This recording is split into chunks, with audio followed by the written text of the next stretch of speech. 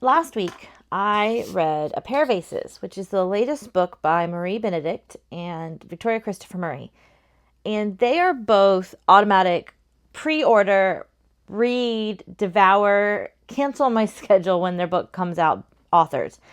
I have loved Marie Benedict for years, and then when she started co-authoring with Victoria Christopher Murray, I just started loving her. And then when Victoria Christopher Murray started writing historical fiction, I started reading her. She's only published one historical fiction so far, and I'll talk about her more in a minute. But they just co-authored another book. I read it in 2 days. I devoured it.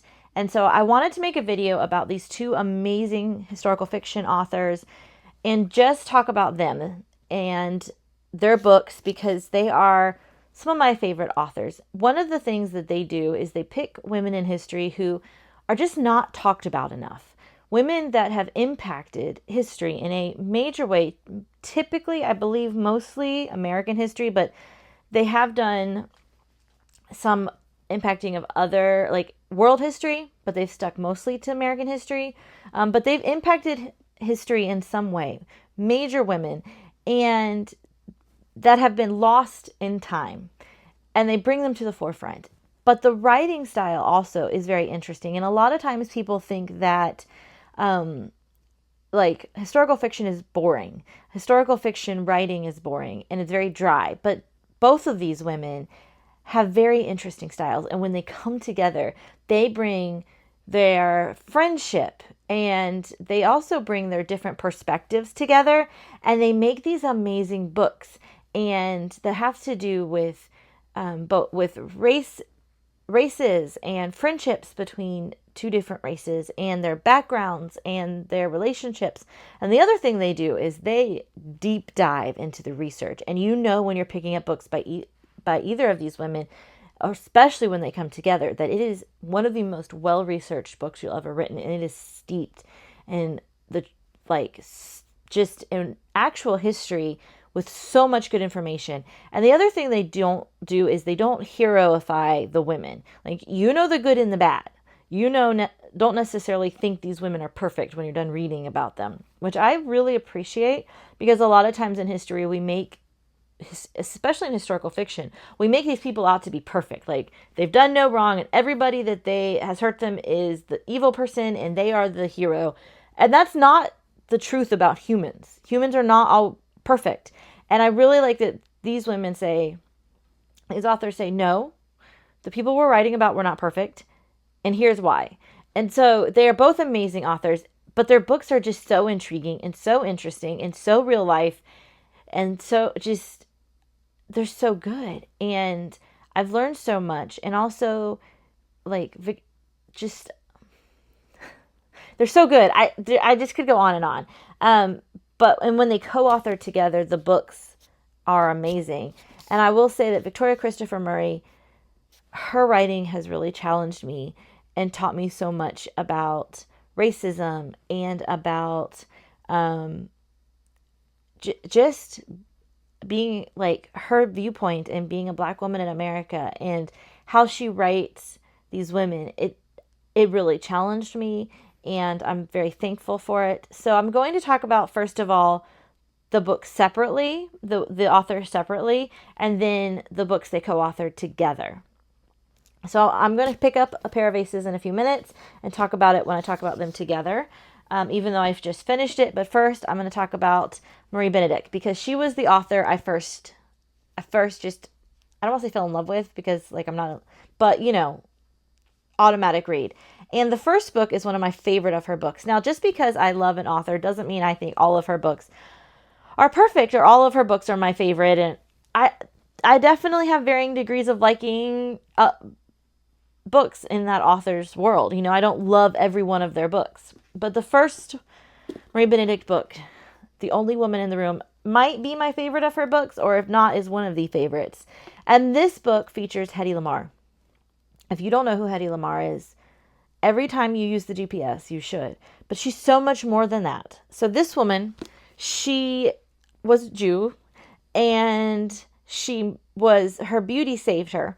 And then she was married to a rising Nazi party star, and who was an Austrian arms dealer. Yes, you heard that right, an Austrian arms dealer. As a Jewish, kept her Jewish identity secret, married an Austrian arms dealer, escaped. Yes, literally just escaped from the castle he was imprisoning her in. And I'm not doing justice to that part of the story, so it's not even like it's not a spoiler because it's literally on the blurb. But trust me, not doing justice. Okay, I'm just telling you what's in the blurb.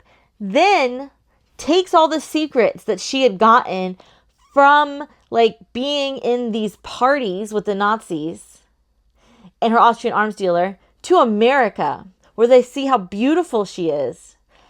And she starts working in Hollywood as the film star. She was literally the film star, Hedy Lamarr was. You can go on YouTube and watch movies with her in it. You should, by the way, you should. Then she's not just a film star, she becomes a scientist, y'all. And quietly, because she's a beautiful film star and no one thinks that she has any brains, starts working on all of these technological advances that will later be part of the building blocks of so much technology we use today. And that's just the summary from the, like, part of the summary from the back of the book, not even telling you some of the most important parts. And this is one of my favorite of her books. The Only Woman in the Room. Seriously, if you like action, adventure, if you like, there's so much I'm leaving out. Please go read this book. Please go read this book. Okay, the next one also has to do a lot with the Nazis, and it was a 4 out of 5 stars. Hedy Lamarr book was 5 stars. This was a 4 out of 5 stars, but it definitely lingered with me. Okay, and this is one that I don't remember as well. It was, and I want to go back and read. It's called The Mitford Affair. This was a family and of sisters, wealthy sisters. It's crazy. It's crazy. And the 1930s and 40s, they're English. So this is one of the times when it's world history, not necessarily American history. Like I said, she does a lot of American, but she does a lot of world history. And the Mitford sisters, there's 6 of them. So Diana divorces her wealthy husband to marry a fascist leader. Unity becomes Hitler's mistress. Yes, you heard that right. Novelist Nancy decides to spy on the others, and that's only 3 of the 6. The Mitford Affair. Literally, World War II summed up in one family of English sisters. Blew my mind. These are all women we don't talk about. I will say this.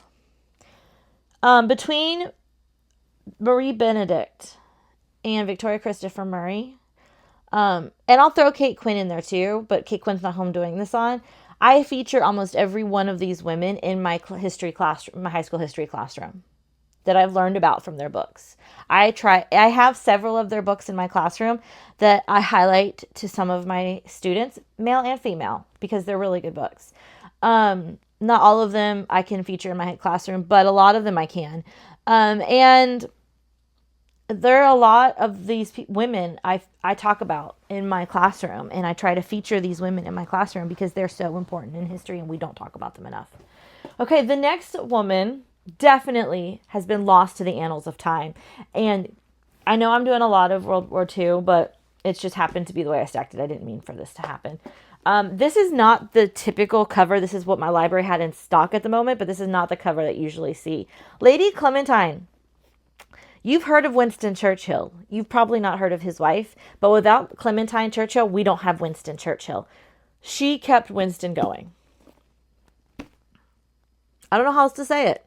If you know who Winston Churchill is, and you're a fan of knowing about strong boss babes who do all the things, who have lots of action, like her and Eleanor Roosevelt didn't necessarily get along, but I see them in a lot of the same way. I just want to read you part of the blurb. In 1909, Clementine steps off a train with her new husband, Winston. This is 1909, okay? We don't hear about Winston for the most part until much later. You know, World War II. In 1909, Clementine steps off a train with her new husband, Winston. An angry woman emerges from the crowd to attack Winston, shoving him in the direction of an oncoming train. just before he stumbles, sorry, my video cut out. Bad timing. Just before he stumbles, Clementine grabs him by his suit jacket. This will not be the last time Clementine Churchill will save her husband. And she doesn't. She saves him over and over again, and we don't talk about her. We don't so often don't talk about the wives of these men. She's very ambitious, and they compare her to Eleanor Roosevelt a lot because she was so very different, but really the backbone of World War II in a way we don't hear. Okay, I promise we're going to get out of World War II. We are. Because it's not just World War II, right? Another woman that just changed technology and we don't hear about it. I have had this in my classroom, I believe. And if you have girls who are into STEM, if you are in STEM, if you're interested in women who have had their part in history or their part taken away by men, her hidden genius. A lot of people believe that this woman very likely was autistic as well. When you read this book, she seems to be somewhat a little bit different, we'll say, but it's not brought up that she's autistic, but definitely something, she's a very different woman, but this is a great book, especially anybody, somebody in medicine, Her Hidden Genius by Marie Benedict. This is about Rosalind Franklin, who discovered DNA and her fight to be acknowledged as the person who discovered DNA.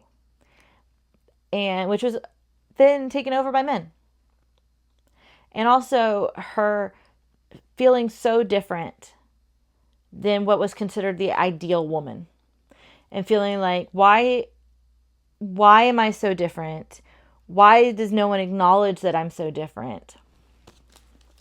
And I think also for any girl or woman who just feels like I'm different and this is who I am, but I'm not the ideal woman. And I felt like that many times in my life. Like I'm not the ideal woman. I'm not the picture perfect. I don't know how to describe it. Like I'm just not. And I think when I read this book, it's not the most action and adventure of Marie Benedict's books. It's a little bit drier.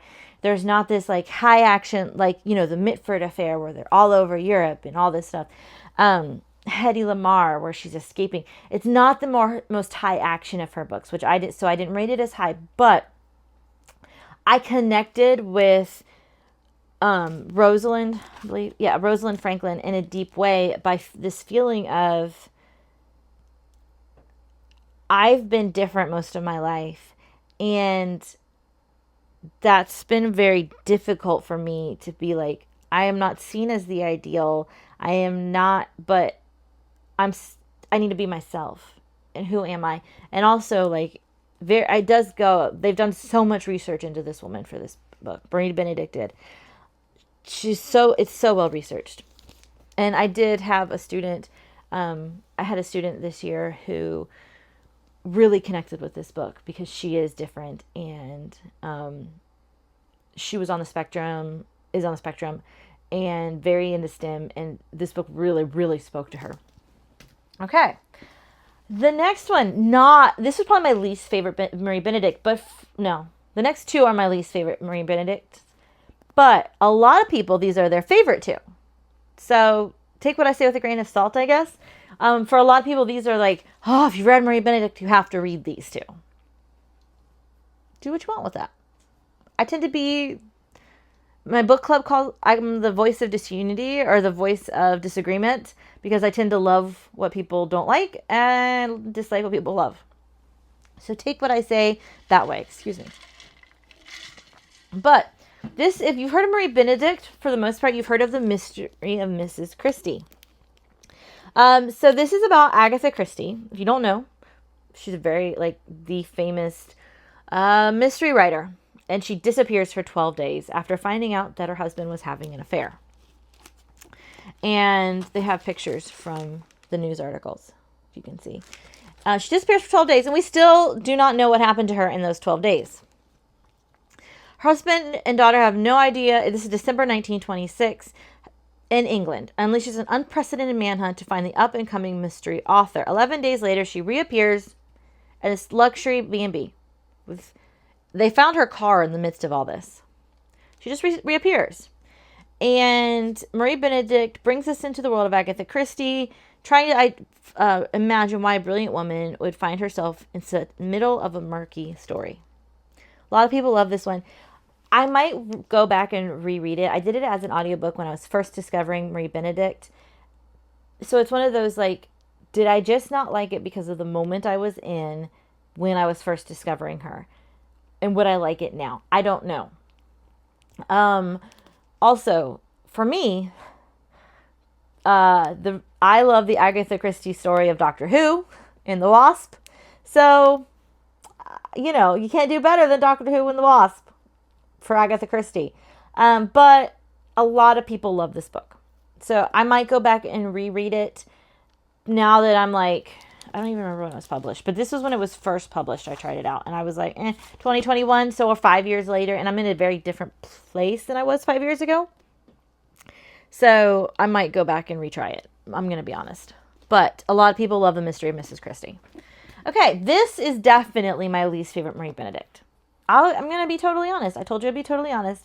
I DNF'd this one. A lot of people love this one. And I'll tell you why I DNF'd it. It's a romance. So if you're a romance person, this is the one for you. I am notoriously not. Carnegie's Maid by Marie Benedict. It's about Andrew Carnegie and his maid. And it's it's like a forbidden love thing, but also steeped in history because it's Andrew Carnegie.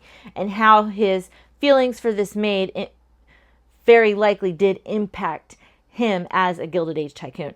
I am the biggest proponent of the fact that we do not study the Gilded Age enough.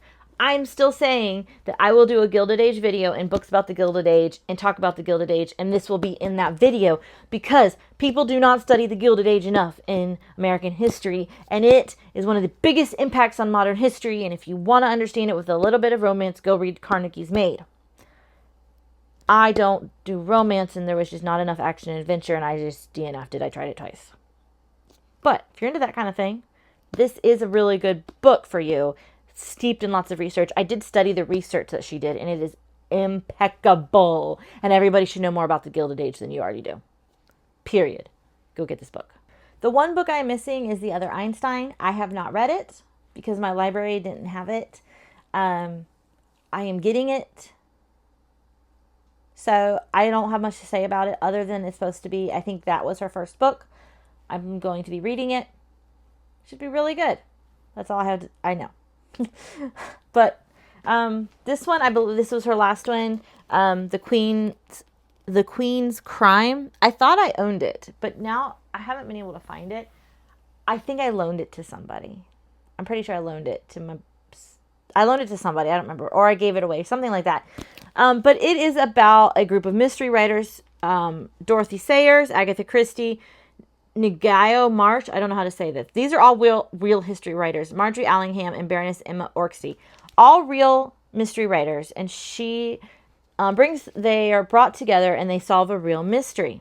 Oh, and May Daniel. They solve this mystery of May Daniels, an English nurse on an excursion to France. And it was really good. And if you like classic literature, all of these women are true mystery writers. You can go read their mysteries, very different. I also really enjoyed the differences in different, all these women were different ages. It talks about them and how their personalities and their life experiences impacted their different stories. And so I went and read some of their different stories. I had never heard of some of these authors who were very famous in their day. Because we tend not to in a lot of our English classes, but they were very famous in their day, and I found it very interesting. I found it interesting to learn about authors who we don't talk about, and this is again somebody that we don't talk about very often. Women we don't talk about very often in the annals of history, but that we should talk about more often. And it's a really good book. I read this. Again, 24, 48 hours because it was so good and they're working to solve this mystery. And you should read it. I don't want to give too much away, but these women were amazing women who, when writing was such a boys' club, especially mystery writing, these women were like, no, we're going to do what we love to do and we're going to do it better. And then they come together in this story and solve this murder, or try to solve this murder. But it also goes into their lives and what it was like for a woman to try to have this career and try to live. And it's set in 1930. So it's in London in 1930. So they're also talking about the start of the Great Depression and how it impacted England. And it was just such a good story. Okay.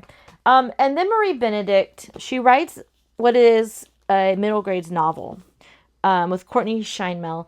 My daughter just did this as an audiobook. I listened to parts of it with her. I did not enjoy it personally. It's based off of The Other Einstein.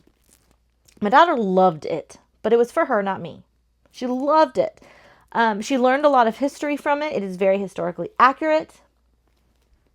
So if you have a daughter who loves strong women doing amazing things, learning some history, I highly suggest it. I did not personally enjoy it. My daughter, she's 10, loved this book. There you go. Okay, Victoria Christopher Murray. Now, Victoria Christopher Murray has written a ton of romance books. I do not have them. I don't enjoy romance. I have tried it. I really have. I've put in the effort. I have tried it. It's just not for me. So when I only hold up the one book, it's because she's only written by herself one historical fiction book. But she's not new to the author game. She's just written a ton of romance books. She's very popular, evidently.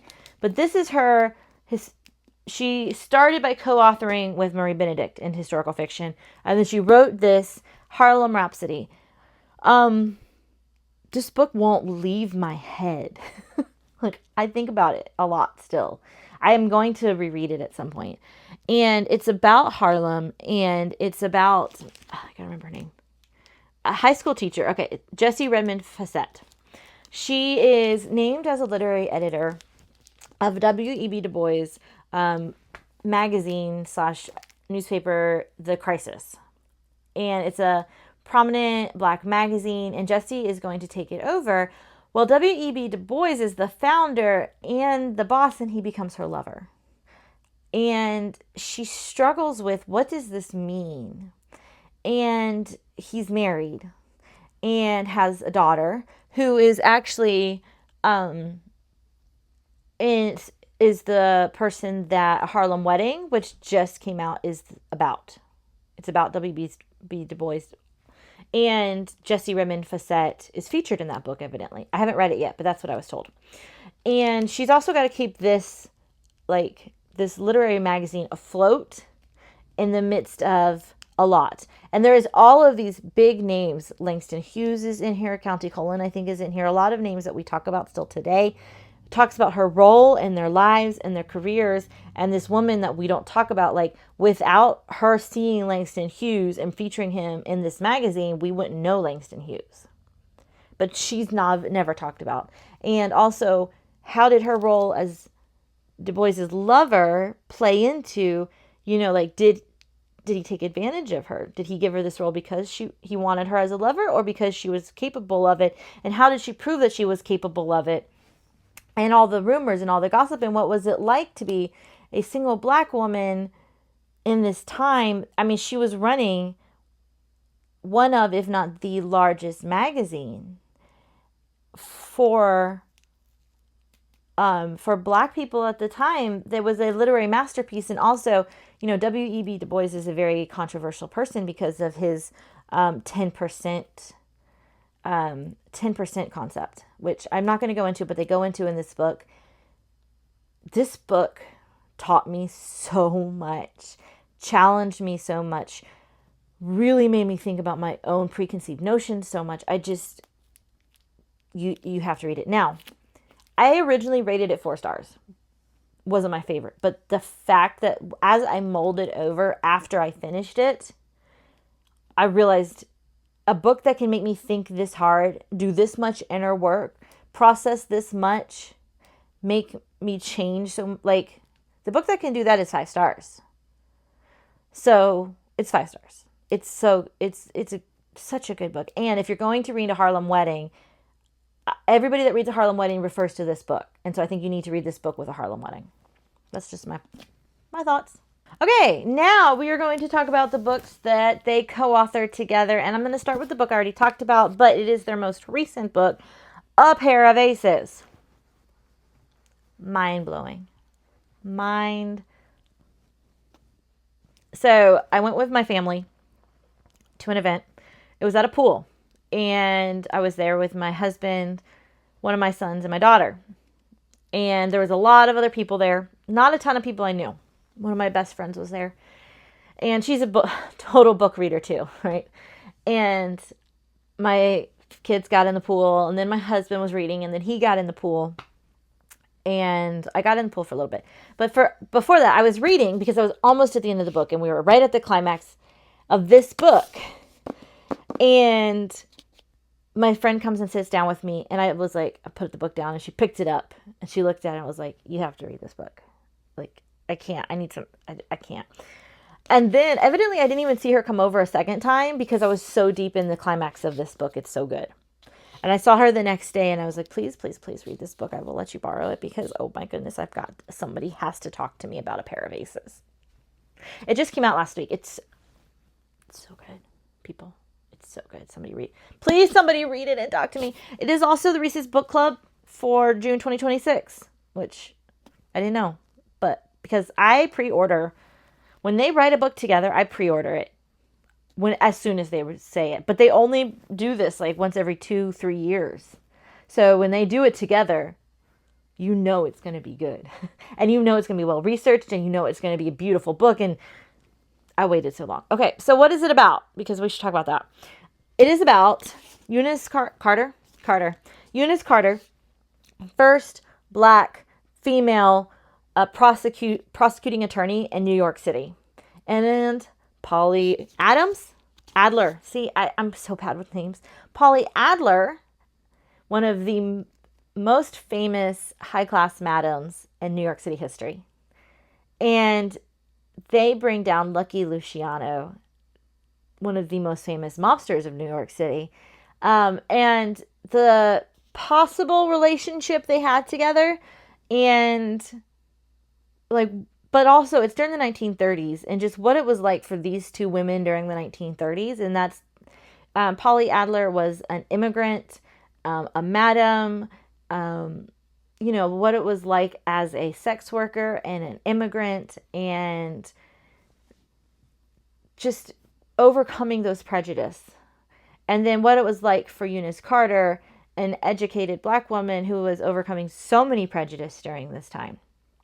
And what it was like to work together blew me away. Just blew me away. And I could not imagine. One of the things about these two women is during their first book writing, which I'm going to talk about in a second, they became such good friends. And they have this relationship built on, and they've talked about it. I've seen clips and stuff and watched their interactions and their interviews of honesty about what it's like, and saying like, no. And just the way they write the women in history, I've learned so much from them. But also their books are so intriguing, and you learn, it's so good, the good and the bad of all the women, right? You don't come out feeling like everybody's perfect. No, you realize that even though you're learning about these women and they did amazing things, nobody's perfect. But also there's so many sides to every story. And I felt like they treated everybody, it would have been easy for Polly Adler as a madam to be treated badly. It would have been easy for, things to, like, they just treated everybody. It was just, and there was so much action, and they had the mob in there, which is always intriguing, but it was just so well done, and so much, the story kept kind of rolling.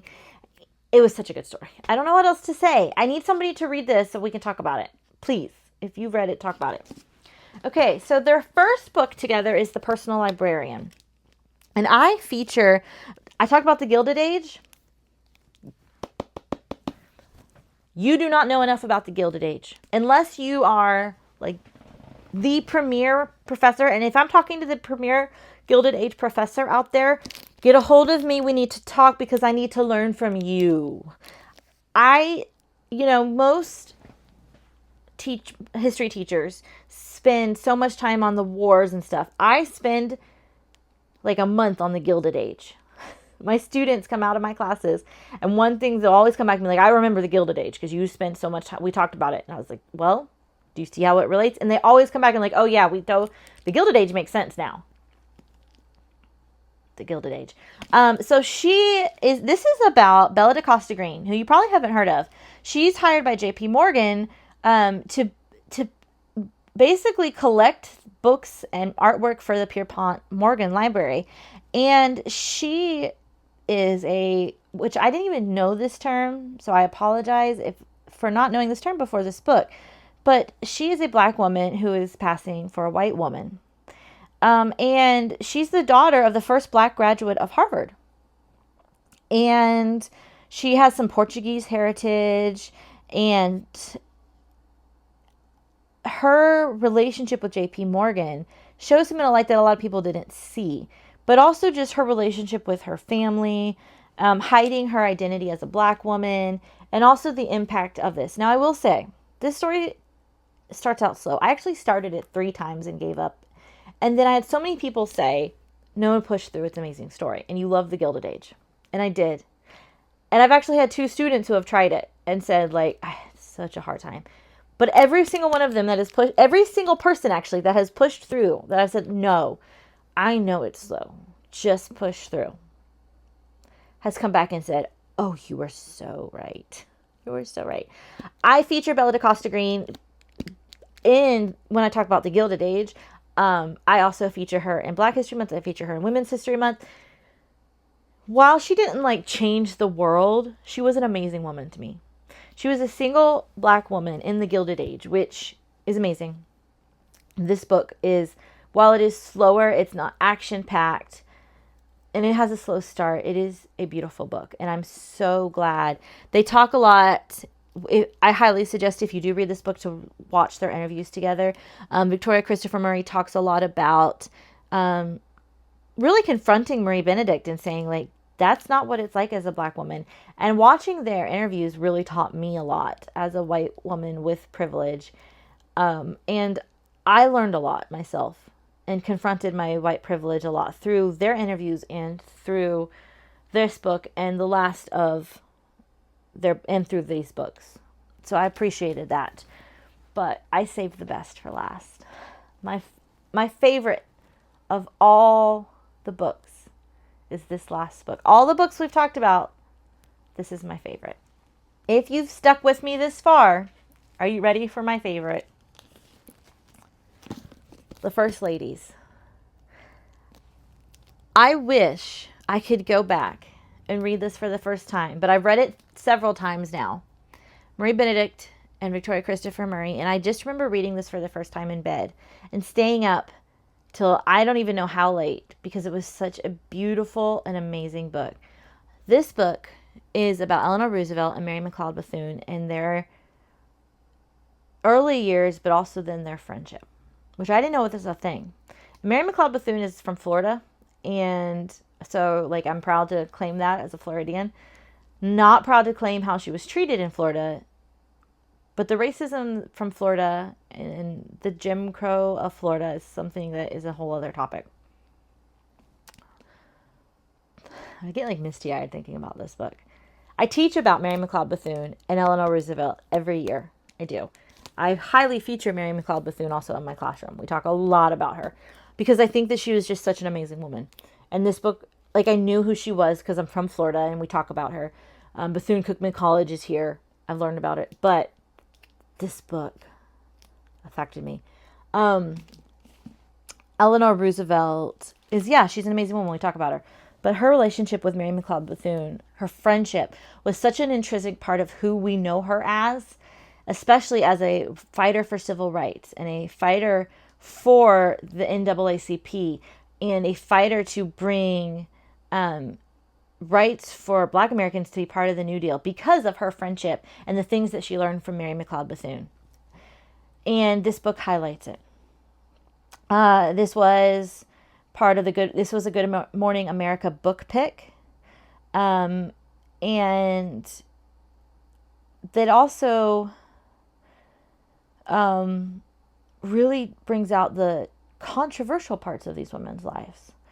And it doesn't hold back talking about like Franklin and Eleanor's affairs, talking about their relationship, and talking about Mary McLeod Bethune's family life, which was rough, and their passions and their friendship, and like the power of friendship and the power of caring, but also the things that, Eleanor didn't do right, the things that Franklin Delano Roosevelt didn't do right, the things Mary McLeod Bethune wished they had done more of, all of these things.